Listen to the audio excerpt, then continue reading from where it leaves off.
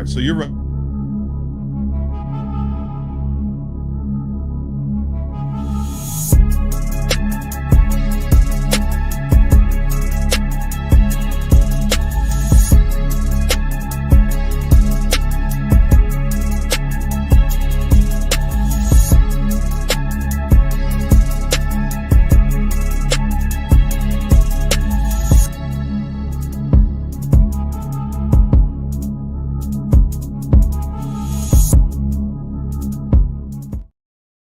Listen, dog, I'm not trying to be mean. I'm just saying. It's a little hurtful. You can't eat steaks at 3 a.m., bro.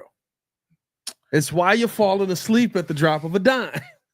Last time I checked, I'm a grown man. Yes, you are a grown man. Do it. But cutting a steak off your chest at 3 a.m. is wild work. All right, fine. What's good, Breeze Nation? How y'all feeling today? Appreciate y'all for tuning in and showing love to another edition of the Windy City Breeze Sports Talk Daily. We got the squad in the building. Yeah. As always, Mr. Media himself, Jordan JC. What's going on? And, of course, the super producer, Joel Holt, back in his super producing position. Back there. What are you doing back there? Wow. What are you doing back there? Oh, it's my fault. You told me it was my fault. Hey, man, we got a jam-packed show for you today. Special guests coming on the show as well. So stay tuned. Can't wait to get into that. Got to talk about, well, I guess the special guest has been ruined there. There we go. David Kaplin joining the show. Good job there, Joe. Appreciate that, buddy. Dan Wiederer's report about the Chicago. Wanted it to be a about surprise. the Chicago. It ain't no more about the Chicago Bears front office situation, and that Ryan Poles was not forced into a Matt Eberflus situation, and that not only was he not forced into that situation, but he actually wanted him and Waldron, which is a very damning statement to hear about two terrible people who have been a part of this organization. Also, we are going to have David Kaplin joining the show at some point. He should be here about 15 minutes into the show, and if we got some time, we'll get into Bears Vikings, of course, with him on that. All that and more in today's episode of the Windy City Breeze Sports Talk Daily. Hit that like button, subscribe to the page, leave a 5-star review. Y'all know what to do. What's going on, boys? Everybody good? Everybody feeling good? Felt good, man. Had a good time with you guys today. You know, today was a good day, man. Got some good sleep in. You are concerning. I might need to get that checked. Yeah. There's a little bit of that going on, but anyway, good times. You're scaring me. Met some interesting people that are really good Bears fans. Saw some interesting basements.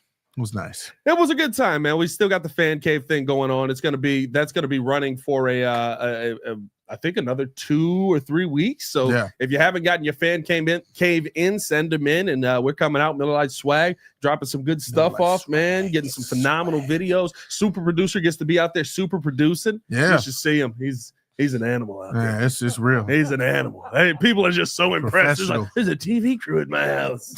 What did he say? He said he thought we were only coming in with like a phone or something. Yeah, one guy bringing all these boxes in. He was amazed. Hey, let's jump into the show, boys, because I think that this is a pretty big topic if we're being real, right? Dan Wiederer talking today in the Chicago Tribune and wrote an article basically, kind of questioning why Ryan Poles is going to get another opportunity at this. And, there has been reporting out there that the Chicago Bears and Ryan Poles and Matt Eberflus were in an arranged marriage, and that essentially Ryan Poles was forced to take on Matt Eberflus and had to sit out there and just smile next to him. But it seems like that is not the case today, as we heard from Wiederer today, that, listen, this was a Poles decision. Nobody forced this on Poles. Nobody didn't want him to make the decision. This was something that he wanted, and in fact, he wanted to go out there and endorse these guys coming into this season. He said in the article, I thought this was a very interesting snippet. He still has some time, still to some familiar with the inner workings at Halas Hall. The Warren Poles union hasn't been entirely harmonious over the past 20 months, but while Poles has publicly and sincerely praised his bosses, I'm reading the wrong part of this article. My bad, y'all. Tweaked on that part. But no, here it is. Here it is. Basically, he goes on to say that. Shut up there, back there, Joe. Shut it up. Basically, he goes on to say that the the situation with Matt Eberflus was one that Ryan Poles came into the organization and that they had known each other before. They were very familiar, and that played a part in his comfortability with Matt Eberflus. Boys, when you hear that, does it taint your faith in Ryan Poles moving forward, especially with the fact that now, if this is the case, he was all in on bringing him back. He was all in on running it back with him. I don't like the fact that we're hearing different things, multiple opinions about the fact that initially it was an arranged marriage, and Ryan Poles had nothing to do with it. It was forced. And then you go out there and you kind of see him, with the body language. But my thing now is, if you did bring in Shane Waldron, if you were buddy with Matt Eberflus, and you in fact did make that decision, it was your choice, then yes, there is a problem there. We talked about whether or not Ryan Poles should be on the hot seat for some of the current or previous decisions he's made. We understand he got the quarterback position right, but you've kind of done this thing backwards. You got the coach wrong. You didn't address the O-line. You didn't address, other important areas of need. And so this is something that's damning, in my opinion, for him. This is a check mark. This is a red flag, because if you're telling me that you did your research on this guy and you thought that he would be the best candidate going forward, and then you retained him after having a horrible season the previous year, that says a lot. And that's the only issue that I have with Ryan Poles, is there seems to be a lot of blind spots. We talk about his blind spots, the fact that he might be lacking in knowing how to pick his own position that he played. And then the other blind spot is the fact that you're emotional. You have an emotional tie to a lot of players and people in the organization that come through that door, and you don't know how to let go of that relationship when it needs to be cut off. If that's the case, that Matt Eberflus was a guy that was your guy, and you said, you know what, we're buddies, and I'll give you another shot at this, even though I probably shouldn't, that's an issue. You got to get your feelings out of the way and actually run this, as we've said all along, like a big boy organization, and he's not doing that. So yes, I put more fault on Ryan Poles now. I don't know. It's disappointing to hear if that's the case. The judgment, like, he's done good in a lot of things, but then it's like, well, if you're whiffing on this coach, now you're whiffing on the OC.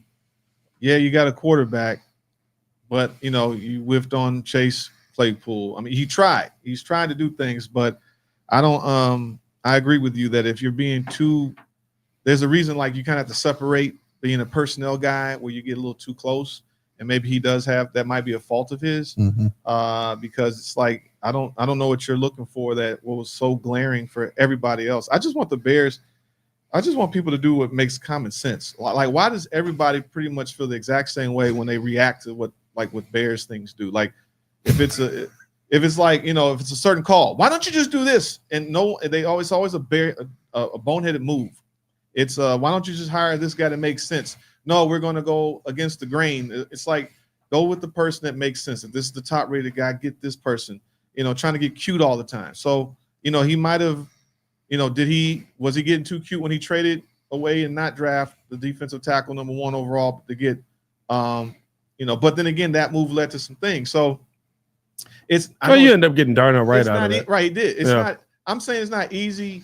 It's clearly not easy to, be a GM, to build a team, but it just doesn't hurt. It doesn't help that if you were really holding on to these guys, they were pretty subpar.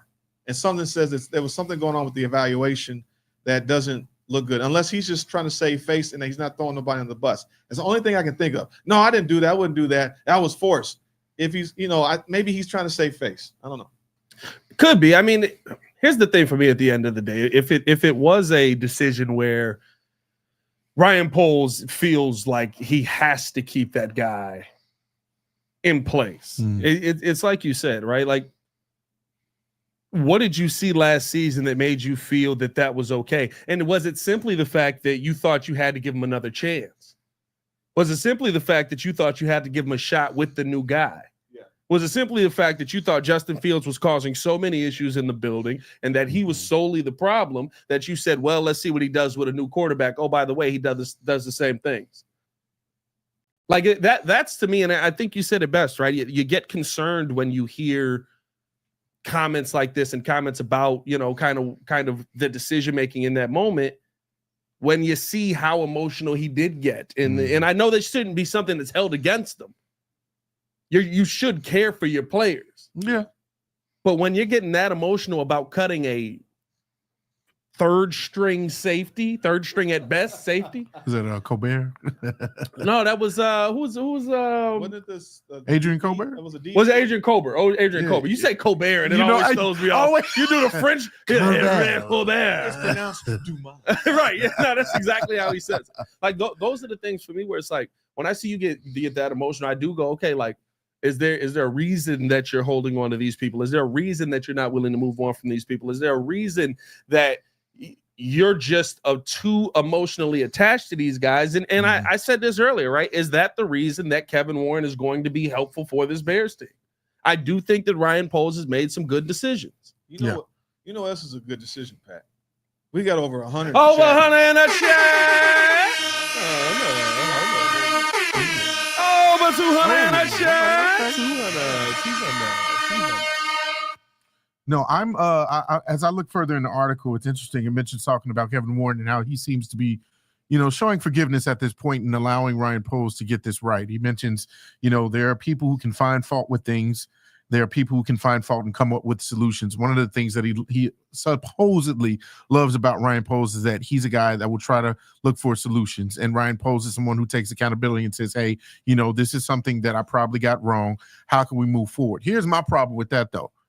When you got it wrong last year, did you make any changes when it came to retaining Eberflus? No, you didn't.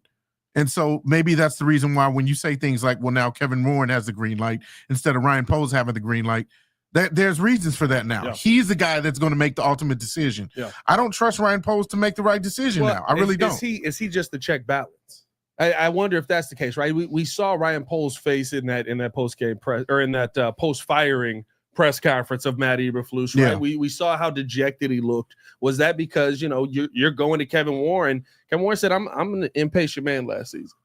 Did you go to Kevin Warren last year and say, "Listen, Matt's a good dude. He's gonna get this right. Give him a chance. This is his opportunity. This is for him. He's gonna make this team whole. This is the guy. I believe in him." And Kevin Warren hit you with the ultimatum of, "Hey, okay, I'm gonna trust you. Mm-hmm. You F this up, I'm taking over." Hold your hand.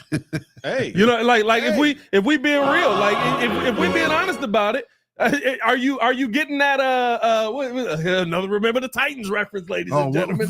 He's like, hey, you worry about your offense. You keep messing up on defense. I'm taking over. Right. Did you get that moment where it's like, listen, I want to trust you. I want to believe in you. I think you've done some good things. You're a young GM. You're doing some things well. You F this up, I'm taking over. But that's great, right? Yeah. This is the problem. Accountability. Because the Bears have done everything backwards, that you hired the president of operations after you already put all these things in place. Kevin Warren, if that's the case, I'm rocking with Kevin Warren. Because I was saying this. Whoever was the one that said fire Flus, I'm rocking with that guy. You got to know who said that. No, I'm just saying. The whole point was whoever said cut Nate Davis. I'm rocking with that guy. I'm rocking with that guy. Yeah. That might have been Tomlin Brown. For this nonsense. So to me, I appreciate if Kevin Warren says this is what we're doing. I want a winner, because this is all we've been talking about. Yeah. Is that the McCaskies get in there, and it might have been all of them, and Kevin Warren was against George and Ryan. Like, no, they got to go. Why is there deliberation? They suck. Yeah. They got to go. Yeah. So, no, I love it. I think for me in the long term, we'll see. I would hate that I would like to see Ryan Poles not get the power of drafting taken away from him. I would like to see him get his head coach and see what that ends up being. I would like to see you play this rebuild out, whether good or bad, to fruition, because I think that's what's going to be best for Caleb Williams. I think making a full-on shakeup, and again, everything for me is about how is this going to work for Caleb? Yeah, how does this all end for matters. Caleb? That's all that matters. How does this help Caleb be a good quarterback? Because if Caleb's a good quarterback, that means you're making the Chicago Bears a good team. That means you can go out there and run a good offense. What's the best situation for Caleb Williams? I know that sounds very singular, but guess what? What's the best situation for Aaron Rodgers? Worked for a long time. Aaron Rodgers sitting there mad. You never given me a first-round wide receiver. Shut up. We got you another offensive lineman. By the way, here's Devontae Adams in the second. Yeah. Yeah. You know what I mean? Stuff like it is what's best for the quarterback. That is the only thing that matters in the long run. It's interesting. You mentioned Ryan Poles being able to kind of have his way or control his fate in a sense in the draft. I'm okay with that part because I think as a GM, that's where you should probably, for the most part, that's where you should probably kind of hold all of your weight. If you're going to retain your job, you need to make sure that you're hitting more than missing in the draft. And this year is definitely pivotal. This offseason is pivotal. When it comes to head coach, though, I'm fine with Kevin being the guy that's taking over. I'm fine with him being absolutely. Kevin, I'm fine with him saying, this is the guy I want. Your GM's supposed to run those. No, I'm not saying that isn't he just continued to shut his voice down completely. But I think that Kevin Warren is the guy to say, all right, now I gave you a chance last year. Look what happened. Now I trust that you may give me a list, let's say, of your top candidates, which they probably already have, because we talked about them. They all are going to be involved. It's not. Yeah, and Courtney said this yesterday, and this is the honest truth of it in the long run. There is no. It's not Ryan Poles and Kevin Warren sitting in a room alone. Hmm. It's a group. You're getting a collection. There's Sue Campbell. Remember, Sue Campbell came and George is involved in this. Yeah. Although he just kind of sits in the back. I'm a fan. Really a fan? I'm a football evaluator. Pleasure to meet you. What's going on out here? He's doing the Charleston in the back. That was my favorite song when this offense was good. My great grandpa. But no, like I think when you look at who's really pulling the strings there. Yes, Kevin Warren is going to have the final say no matter what. But then I think here's the thing. How do you judge Ryan Poles if the next coach ain't the right guy? Are we going to sit here and say, well, Kevin Warren's the one that picked him? I mean, Kevin Warren's the one that greenlit it. Kevin Warren's the one that went out because Kevin Warren ain't going nowhere till after this stadium is up. By the way, he probably ain't going nowhere for a long time. Yeah. He's here probably for a good 10 to 15 years, ladies and gentlemen. Strap in. Hey, real quick, we got over 300 in the chat. Over 300 in the chat. By the way, he says, "I am here to save the day." Hey, is that right? Kevin Warren in the chat. Do Shout your out job, Kevin Warren. Shout out Kevin Warren in the chat. You know, we had in the chat the other day that was a little bit surprised. Who was it? I took a picture of it. It was I can't think of it. He's a former Bear. Let me see. I took a picture of it because I was Zoom. Jerry Azuma. He was Jerry Azuma? Yeah, he was in our chat. Cool. I didn't even check. I didn't notice that. Zoom in the chat. Shout out Zoom. Okay. What's going on, dog? How you feeling, Zoom, man? I was like, is this the real Jerry Azuma? I clicked it with his page. He got his website and everything. That's what's up. Nah, it might not be the real Jerry Azuma. It might be somebody biting, but that would be a crazy level of biting. I'm your biggest fan. Love me some. That was the 23 before Devin Hester. Yeah. Right? Yeah. Yeah. He was a returner. Yeah. He was a returner. He was like the 01, the 0. He only Zoom. He only Jerry played so Zuma. many years, I believe. He was like 4 or 5 years. He retired early. Yeah. But yeah, man. I mean, we also got a new member, Richard Schaefer. Oh, shout out Richard Schaefer joining the Breeze Super Fans. Shout out to you, my guy. Hey, man, we got something special coming for the super fans as well. We're going to be adding a bonus show for just the super fans. So get tuned in with the super fans. You're going to get to see me and P Kid go at it. Shout out to the event on Monday. Just plug it. Oh, yeah. Big shout out to the event. Make sure that you guys pull up to the event this coming Monday. We're doing a watch party up at Ultimate Gaming Experience. Make sure to tap in with us up there. It'll be a good time. BYOB, ladies and gentlemen. Bring your own bag. No, I'm playing. Bring your own bottle. Pull up with the finest of drink. A little Chianti, maybe. Chianti. A little filet mignon.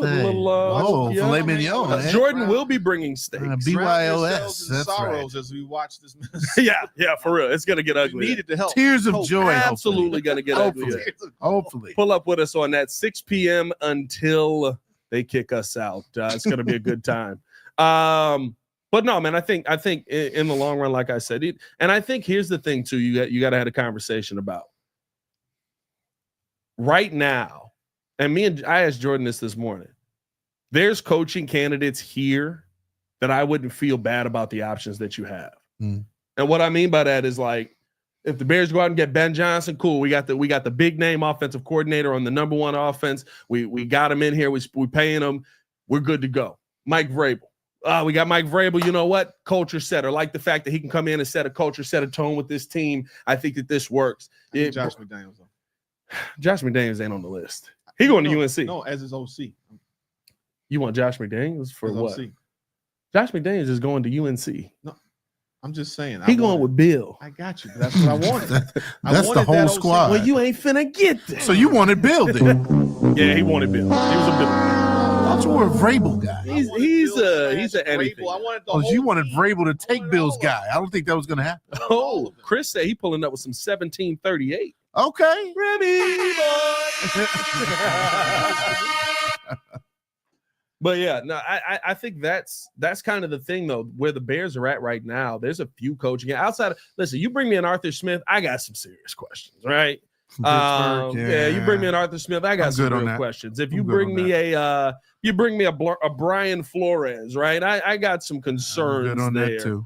You know what I mean? The issue with the Vrabel and Flores, those type of guys, like you said, I don't mind if it's any of those guys. We know that the defense is going to be good. My issue is what OC are you bringing in? Are we bringing in a system that is complementary or the same or similar to what Caleb's running, which stinks? Like I guess Ben Johnson's running a similar system, right? Mm-hmm. It's of the same tree. Mm-hmm.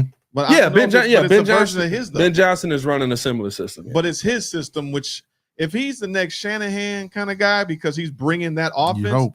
Yeah. I can live with that, but now what defense? We could just get Shanahan. If we can bring someone in that fits the defense, I can live with the Ben Johnson hire too. But my biggest thing is what OC is coming because I don't want these guys leaving after. That's why I never wanted Flus. You don't want them leaving after they have success, and then like you got to replace it. With well, I'll tell you what. Good thing we didn't have to worry about that, Joel. None of these guys left. Well, they all left, I guess. They left to go get in the unemployment line. You know what I'm saying? James doesn't have a job still. No, but hey boys, I'm unfortunately unemployed again. Oh, this right behind him in the line. Hey, Flus, did you pull out line B? God, doesn't make any sense. Losers. No, I just want us to have the right thing to do is you want, like, if we could get the next Andy Reid type guy, it's his offense. He's been there, Philly to Kansas City. It's his offense. When you think of all the guys, even from the old Bill Walsh tree, those guys, it's their offense. They're there. It's out of John Harbaugh as a special teams coordinator. Yeah. As a head coach. You got Tomlin there 18 years. He brings in coordinators. So that's cool, but that's also tied to the quarterback.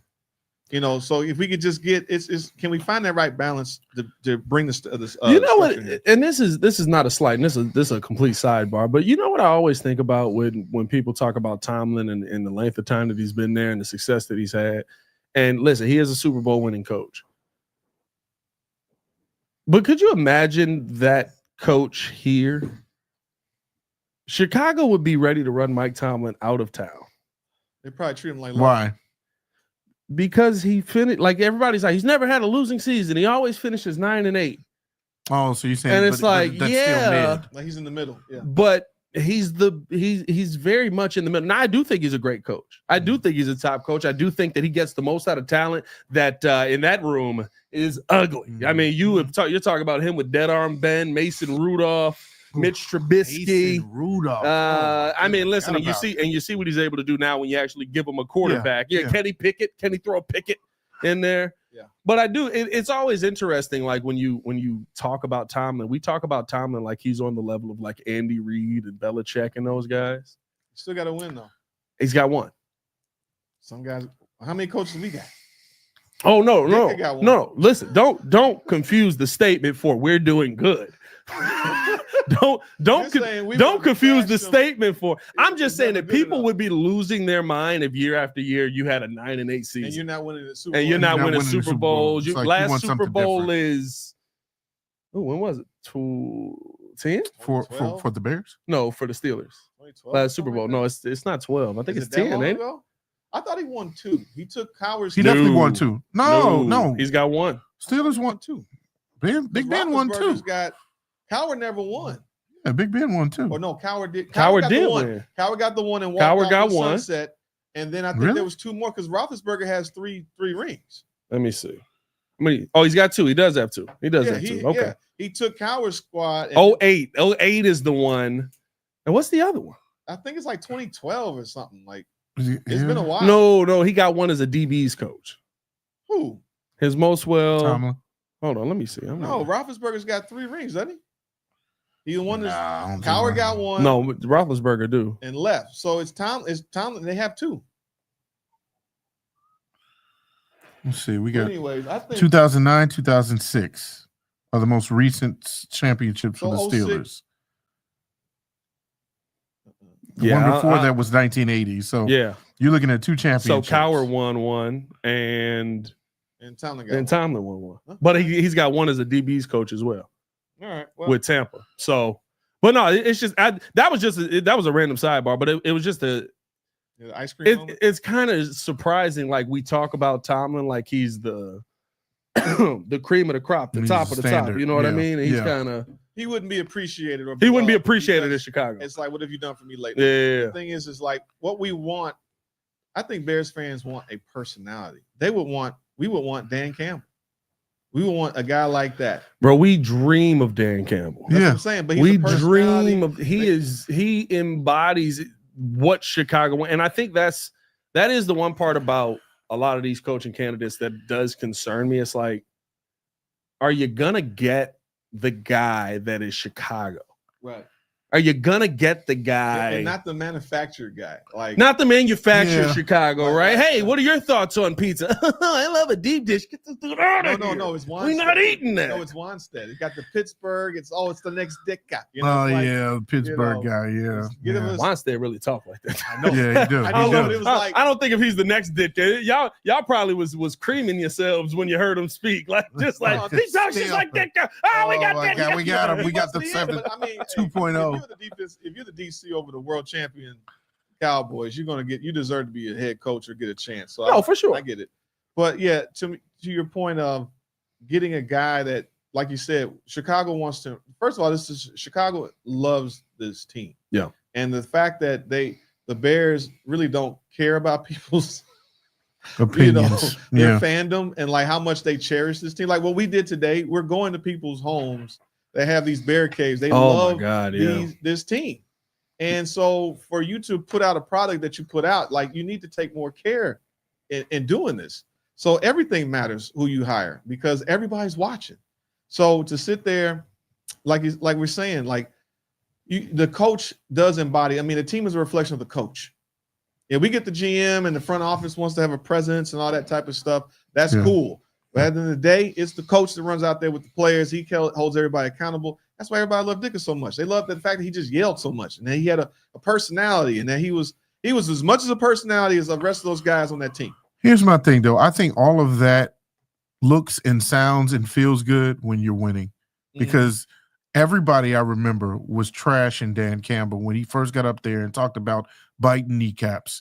And it was like, we were like, who is this guy? Even we were laughing at him. Like, what does this clown think he's going to do, bringing in this horrible franchise that's been losing all the time? And now it actually looks good because, yes, the Detroit Lions are on the top in the NFC North. They've been a really good team for the past couple of seasons. They have a trajectory upward. They have a good run game. They got a great offensive line. Yeah. They got an efficient quarterback. They got a good defense. Like, they have all of their bases covered. And so when you have a head coach that can say whatever he wants to out there because he's winning, that's all that matters at the end of the day. Yeah. I can say, we're about to fly to the heavens. I don't care what I say. As long as I'm winning, you're going to buy it. Well, so it's like if we had got Shanahan, for example. Shanahan doesn't come across as demonstrative and all that type of stuff. But if he wins, appreciate it. But when you mess up, he cuts you. Right. When you mess up, he's gonna cut you. I'll tell you that much. Hey, we gotta bring in our special guest on the show, man. Hit that like button, subscribe to the page, leave a 5-star review. Y'all know what to do. Shout out to Shanahan cutting people. I do have it on good authority that he will punch a penguin if you need to. Get that guy. Gotta watch that guy. Let's bring into the show, ladies and gentlemen, now, David Kaplin. The Cap Man is in the building. Oh, Cappy, teammate over at ESPN. We can't have one day without some kind of madness going on. I'm sure that you've heard the Wiederer report. You talked about it earlier. What are your thoughts when you see that? I mean, look, if Ryan Poles truly thought that Matt Eberflus was the right guy, that's concerning. I can't deny that fact. Again, is Dan accurate? I love Dan. He does a great job. I have no reason to doubt what he's saying, but I do know that Flus did not want the guy in Washington. Why am I blanking on his name? Dan Quinn. No. Cliff Kingsbury. He did not want Kingsbury, too big a personality, and he wanted Waldron. And the Bears' big mistake was they allowed Trace Armstrong to basically dictate everything. Getsy, Waldron, Poles, Eberflus. So this was a Trace Armstrong put this whole thing together. And again, I think he allowed himself as a young GM to be led by his agent, who's a really good agent, has a lot of good clients.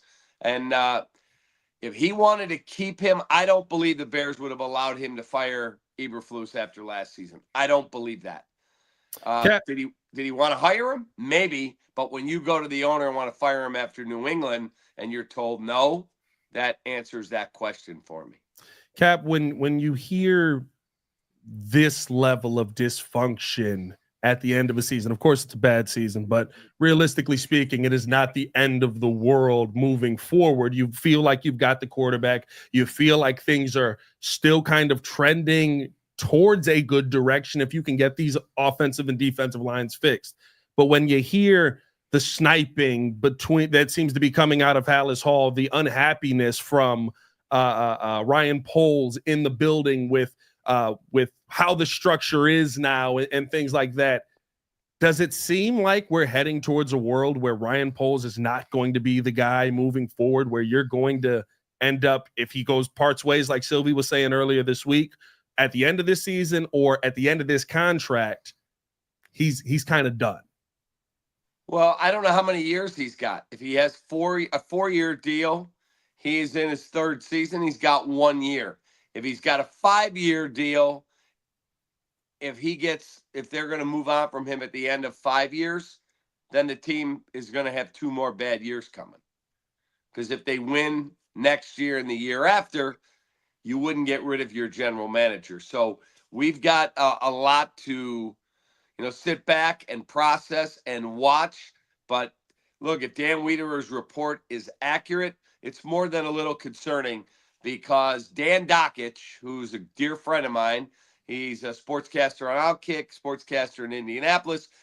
Dan was on our station, I believe on Waddle and Sylvie, but I talked to him off the air, and I was a guest on his show multiple times in Indy, where he said, I know for a fact that Frank Reich and Chris Ballard were going to fire Eberflus at the end of that season if the Bears hadn't hired him. And the fact that the Bears brought him in as the head coach, pretty embarrassing, pretty indicting.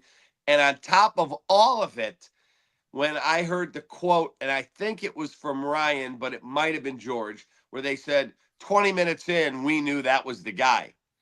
I've interviewed this dude how many times? For 2 years. Yeah. He's absolutely horrific in that setting. Yeah. Horrific. He may be a smart defensive mind. He may be a good person. In that setting, there is nothing he could have said in that office, in that interview, that you would go, 20 minutes, that's the guy. That's ridiculous. Yeah, it's a joke when you hear some of the stuff.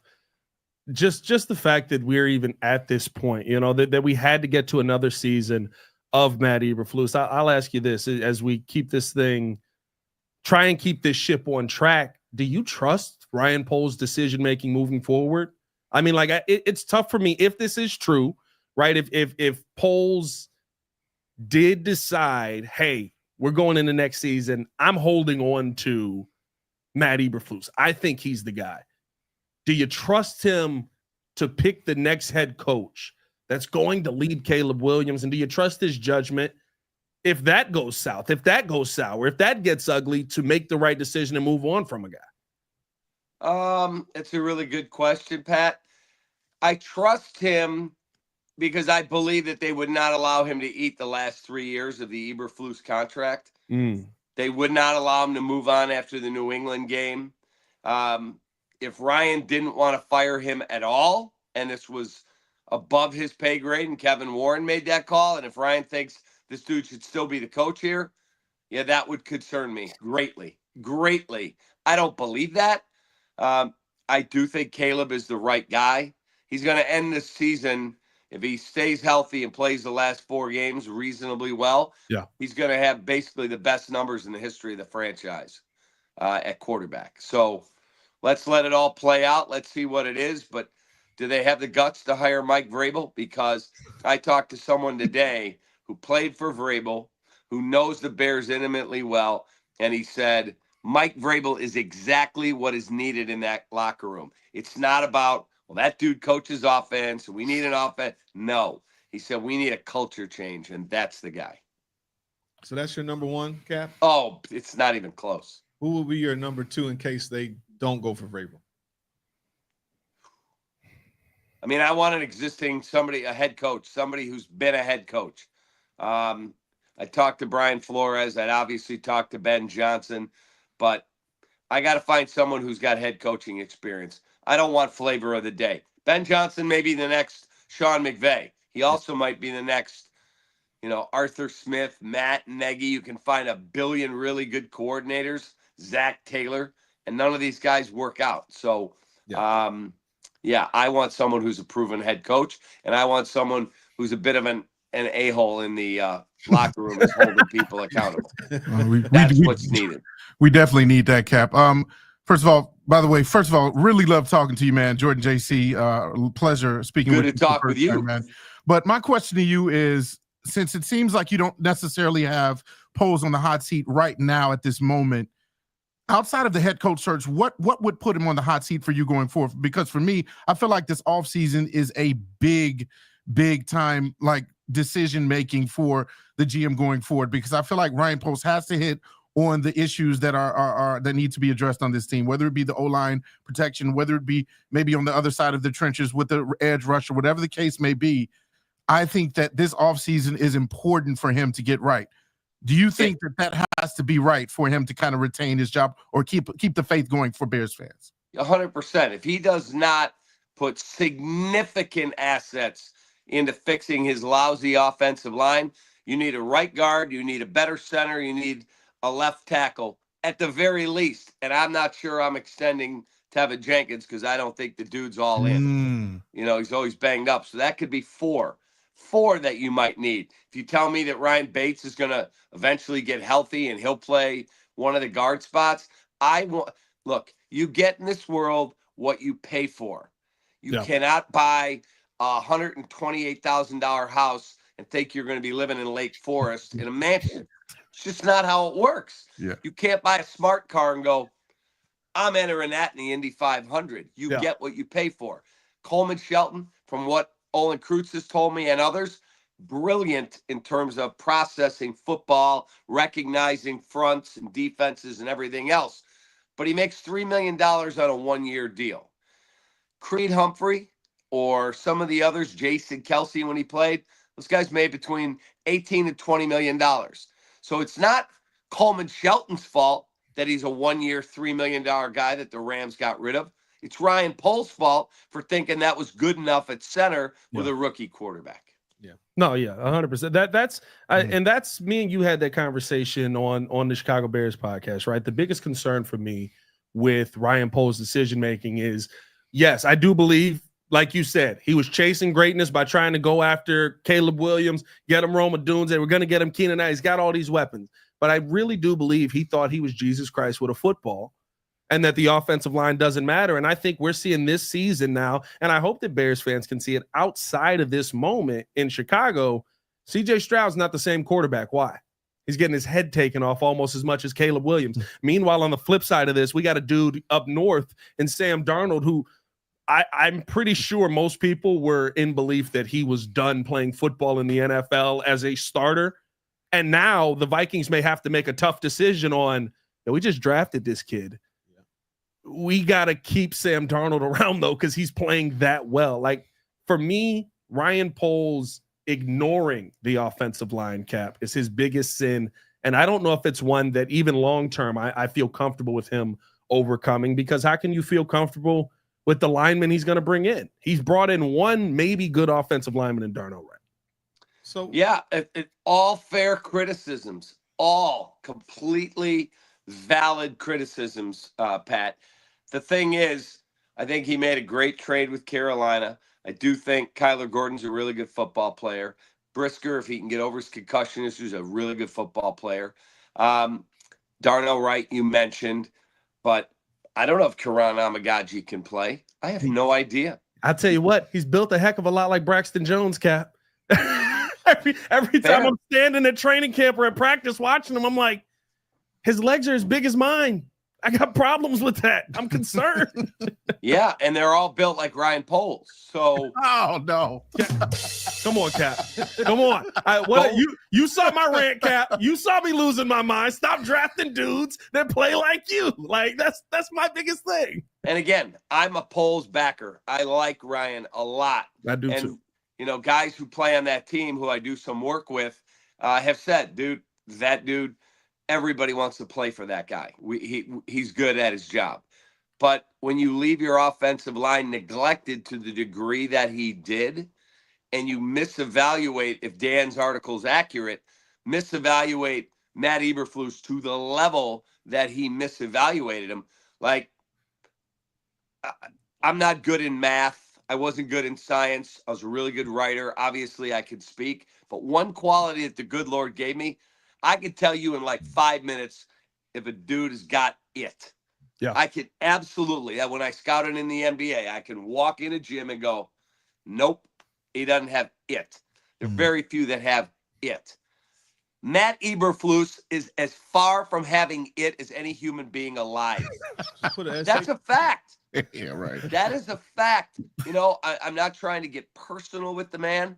I'm sure if I had a sister and she said I married Matt Eberflus, I'd be like, oh, really good dude. Nice guy. Yeah. But as a leader of men, as a guy holding people accountable, as a, ass-kicking football coach, stop yourself. Terrible. And if Ryan truly sat in the office and went, that's the dude, after 20 minutes, that guy? Yeah. Well, then I'm terrified who he's going to hire next. I got a question. Just maybe a little bit of devil's advocate. So, do you think that possibly, I've said this on our show a number of times, do we think that Poles might have sacrificed the line to get, he wanted Caleb, drafting Rome. Like, I personally would have rather went another direction at 9. Actually, I wanted a defensive end and a lineman in the draft. Jared Verse was you wanted Jared. I wanted Jared, and I wanted to get another lineman. If we could move and make a move to get a second round lineman. But do you think that he was setting up as he's building this team to get this draft for linemen? Do you think that he's going down that path, or do you think this draft, meaning the 25 draft? Yes, setting up for 25. No, I don't think he was looking that far ahead. I think he truly takes the highest rated guy on his board, and he went probably not going to re-sign Keenan Allen. DJ's a very good player. He's not had a good year at all. He's been bad. Yeah, but these people last year that were coming at me on the show when I said, the way he's playing, he's a top 12 receiver, and I had all these idiots calling in going, what do you mean top 12? He's a top 5 receiver. No, stop yourself. He's not Justin Jefferson and Jamar Chase and Tyreek Hill. I mean, just start going through all the dudes in the league. And this year, if you go look at the analytics of PFF, he's ranked like 32nd the way he's playing. Yeah. But let's assume he's a 1A guy. Keenan Allen's gone. Where are you getting a 1? That's why he took Rome Odunze, who I do think is going to be his 1. That's fine. But what he should have done is, I believe it was 9 offensive linemen went after Rome Odunze in the first round of the draft. You can go check my math. I think it's 9. Why would you not take the Carolina pick and move back into the first round and get yourself a first-round graded lineman? Well, do we also think that maybe we don't know what everyone's board is like? Maybe there's just because linemen were there doesn't mean that they were graded, and he might have missed. We think. Well, I think that's the part that is concerning. Yeah. You know, if you look at Jackson Powers Johnson and think that kid's not going to be able to play football moving forward, right? That has me concerned about your evaluation process. Right. Fair, absolutely fair. Yeah. I got one more question for you, Cap. With everything going on, we're talking about head coach searches, right? We know the top candidates that potentially the Bears are looking at on offensive side and the defensive side. But let's just say we got the guy already in the building. I know I joke about this with the team here all the time. I call Thomas Brown Mike Tomlin 2.0 because that's how he comes off to me. He has a really good aura about himself. He's disciplined. He has that leader of men mentality. You know, he seems like he's that kind of coach. Do you think that if they would just so happen to win the next 4 games, are you really kind of keeping Thomas Brown in mind as retaining that position and actually becoming the head coach moving forward? Less than 0 chance. Oh man. No. Are you kidding me? Dude, No, if he had gone 5-0, I wouldn't have given him the job. No, we have to put credits. That, in my opinion, that is a micro look at the moment. I want a macro look. You want me to take the greatest quarterback prospect the Bears have ever had. When the season ends, he just might have the best single season in the history of the franchise by yards, by rating. And you want me to trust him to a dude who got 1 year in Carolina, got fired, interviewed for the OC job, didn't get it, then came in here, and the offense has not been that much better, despite what everyone wants to say. They had 0 points at half on Thanksgiving. They were horrific against San Francisco. A lot of this stuff against Minnesota, Green Bay, Detroit in the second half, a lot of it came off platform by Caleb playing hero ball and making magnificent throws like against Minnesota, I think it was, down the right sideline, dropping a throw in the bucket to DeAndre Swift. You want me to trust Caleb Williams, and I've got 3 years to try and win, and I'm going up against LaFleur, O'Connell, and Campbell, and I'm getting Thomas Brown? Not an effing chance. All right. Well, you just hurt my feelings for the rest of the year. I'm just going to let you know that. No, it's okay. No, realistically, I think we should move forward. I'm not going to lie. I think we should move 33 to 13 get you there? Is that what got you there? Yeah, the last game killed all my hopes. It's okay. And he's a good guy. And maybe he has a role on the staff. Maybe he doesn't. Head coach? No shot. No shot. I love it. Cap, we appreciate you taking the time out and coming on the show, man. We got a game coming up this Monday. What are you expecting to see this Monday? An ass kicking, unfortunately. And to be honest with you, I fully hope that the Bears lose out. I do. Because they have like none of the tiebreakers because of strength of schedule. Yeah. And so if they were to find a way to upset one of these teams they have left, they could fall as low as 13 with 1 win. Yeah. I want them picking like 5th. I want who's the Joe Alt of this draft? I want that guy starting for me. Well, you might be able to get him where we're sitting right now. Is that Will? What we say? Will Campbell, right? LSU. Will Campbell from LSU. Oh yeah, that's 9 right now. That's who I want. That's who I want. Give me a Will Campbell from LSU. Get me a starting left tackle. I got 2 second-round picks. Get me a center and maybe a 3 technique or an edge. Yeah, I love it. Cappy, we appreciate you taking the time. I'll clap it up for David Kaplin, everybody in the chat. Thanks, man. Love you, I'm a big fan of you. Thank you. Love you, man. Big fans over here, too. Yes, you got it. I'm going to eat dinner with my grandkids. I just got done playing in some little kids park, like an indoor kids thing, and I'm done. Are you sore? A little sore? Holy cow! He's gonna be 4. He's like, he's like an animal that just zoom. I'm like, dude, slow down. I gotta catch up. Was it because I took my daughter to this? My daughter is right around your grandson's age. Was it the bouncy house thing? No, not a bouncy house. It's like it's an indoor like climbing thing with a huge slide. It was amazingly cool. Gizmos. Those are the moments where you're like, where was this when I was a kid? We didn't have any of that. My parents had no idea. We would get on our bike in the morning. We would eat a bowl of Frosted Flakes, get on our bike, go to the park, play tackle football without equipment, lob league where you couldn't throw a fastball. Then we just roll home, grab a bologna sandwich on Wonder Bread, ride back to the park, and then I knew at 7 o'clock it's going to be dinner time, come back. We didn't have a cell phone. I didn't have anybody tracking me with an Apple Watch. Yeah, it is a very different world. I think about even like we had cell phones, but like even that, like my parents, if they saw me, they were like, "You're in the house, like, don't let me see you in the summer." Well, I'm way older than you guys. I rode to the park every day. My hands were like this, no hands on the bike, and bike helmets. They didn't even sell bike helmets. I still can't do that. I ain't gonna lie. That's how we grew up. My mom's car did not have seatbelts in the back seat. It explains a lot, actually. She hit the brakes on you a couple times, didn't she? No question about it. Love you, Cappy. Enjoy dinner. Enjoy the great weekend, man. See you. See ya. David Kaplin, ladies and gentlemen. Absolutely love having him on the show. Nice. Yeah, by the way, that was a treat. 400 and 500. Over 400 in the chat. Over 500 in the chat. 500. That was a treat, man. That was fun, man. That was fun. Listen, I love Cap. He crushed you a little bit. Yeah, I saw in your face there was this glimmer of hope that, like, maybe he says it's true. I said he could have gone 5-0. Absolutely, not. He's like, no, my heart's sake. I guess it's Mike Tomlin negative 5.8 now. There's no Tomlin over there, though. Jesus.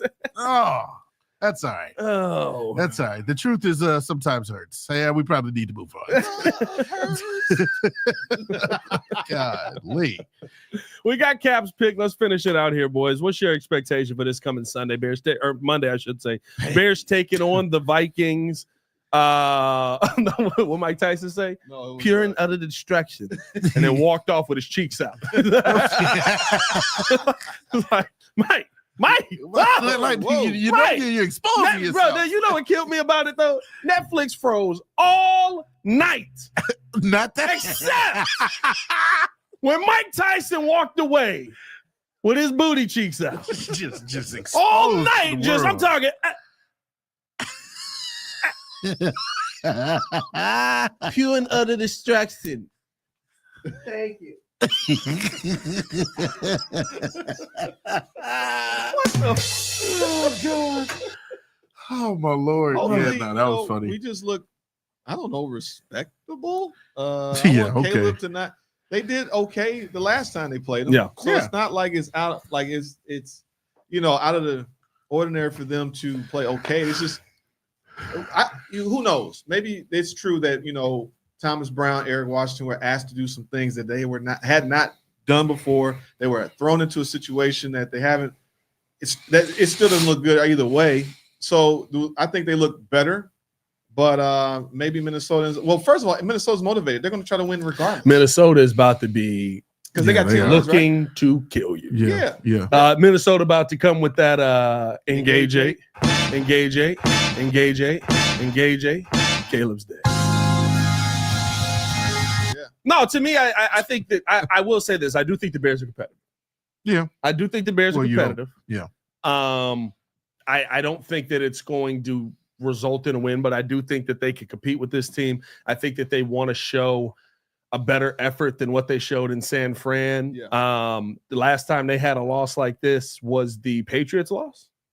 And they bounced back versus the Packers after that when everybody was like, oh, this is about to get terrible. But I do think that they lose.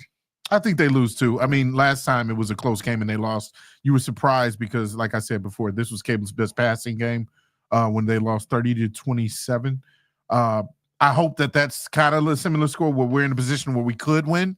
Maybe, we go down the field and we're in that position where we could, tie it up with a field goal. Or Caleb, does some sort of hero ball. But I don't foresee that happening. I'm gonna be honest with you. I think this team, meaning Minnesota, has more reason to dominate seeing that they're trying to make the playoffs. So I'm going blowout. We don't have a running game, right? No. Yeah, that's another thing too. I guess we can. Seeing as I'm in the StreamYard here, I can throw the injury report up there because my God. So what you always say? Please help me, my God. Help me. Yeah. I mean, So you mean that you're going to see a lot of Caleb run around? What's up? A lot of that. Touchdown. That was a throw down the sideline. That's what that was. A throw down the sideline. That hook right there, that right there, 65 yards. Oh, Lord. Chicago Bears injury reports is abysmal. Ryan Bates, DNP. That's basically his name this season. Javon Dexter, DNP, not good with the knee. You do get an extra day because of tomorrow's practice, but definitely not good with the knee. Roshan Johnson, DNP, still dealing with that concussion protocol. I thought that he would be back because of moving on from Demetric Felton. Yeah. But what happened with that? I don't know. Get him back. Mercedes Lewis old, DeAndre Swift, DNP. So you have basically neither of your running backs, although Swift did get back last week, and thank God he did for that 39 all scrimmage yards. Don't you dare. Elijah Hicks limited today. Josh Blackwell limited as well. I think that helps your DB unit, seeing those two get back out there. And Travis Homer was a full go. Travis Homer, maybe there's your running back, who's doing a lot of the carry. Here's your running back on Sunday. That's scary. We're going to be a one-dimensional team. Caleb's going to throw it 50 times. Yeah, that's going to be so fun. I think that's put that ball in the air. Put that ball in the air. It's gonna be throwing a lot. Right. Just don't get that man killed. Please don't get him killed. That's the goal. Hey, Caleb, help yourself out. Don't get yourself killed, brother. Get rid of that football quickly. We're gonna see a lot of your boy though. We're gonna see a lot of Legatron. It's gonna be a Tory day, is it? Big Tory I hope day. Not. Big Tory. I hope not. Man, I wish it could have been a Garendo day. Really wish it could have been a Bucky didn't Irving need a day. running back at that moment. No, he needed the center. Well, listen, I'll give you Van Pran. He needed a running back bad enough that he paid $8 million for it. No, he should have just paid for Saquon. No, he shouldn't have paid for nobody. Should have drafted Bucky Irving in the 4th round. No, he should have got the center or a defense. You could have got the center in the 2nd round. Well, he traded back to get Booker in the 5th round because we were all shocked he took the guy in the 4th round. Oh yeah. So either you don't take. You should have took maybe a different player than Karan in the 3rd, and then like you said, if you go for 4th, but taking a punter. You know where I would have been fine with as well, not even having that 4th round pick and taking Jackson Powers Johnson 2nd, because you got to put it on the table. Put your Powers Johnson on the table. Hey man, come on out and hang with us this coming Monday as we're going to be watching the Bears and Vikings watch party. We're not going to be watching the watch party. That'd be interesting, wouldn't it? We're just watching just the party. standing around. We're not watching a game. We're just watching you. Come on, hang out. BYOB, there will be food available up there for purchase as well, 6 p.m. until it's going to be a great time up at the Ultimate Gaming Experience out in Orland Park. Also going to send this out over Twitter and all that stuff yet again, so tap in with us, man. Appreciate you guys for tuning in and showing love to another edition of the Windy City Breeze Sports Talk Daily. Hit that like button, subscribe to the page, leave a 5-star review. Y'all know what to do. Y'all stay safe out there, Chicago. Bear down. One love. One love.